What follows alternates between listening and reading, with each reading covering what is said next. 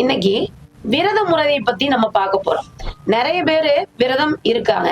விரதம் இருக்கிறது ரொம்ப நல்ல விஷயம் நம்மளுடைய உடம்புக்கு. ஏன்னா நம்ம திருமூலர் அதுதான் சொல்லி இருக்கிறாங்க. விரதம் வாரத்துல ஒரு முறை இருந்தா ரொம்ப நல்லது. இத யார் இருக்கணும் அப்படிங்கறதுதான் இதுல ஒரு பெரிய சூட்சமே இருக்கு.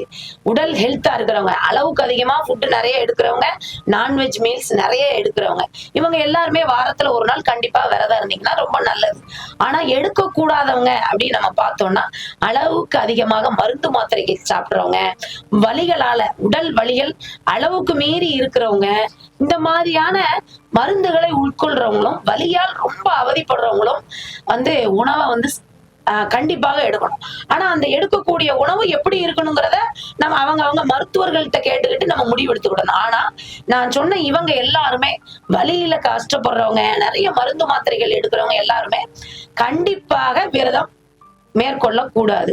மத்த அனைவருமே விரதத்தை நீங்க மேற்கொண்டீங்கன்னா வாரத்துல ஒரு நாள் அல்லனா மாதத்தில் 2 நாள் இந்த மாதிரியான விஷயங்கள் 15 நாளுக்கு ஒரு முறை விரதம் மேற்கொண்டீங்க அப்படின்னா உடம்புக்கு அது ரொம்ப நல்லது.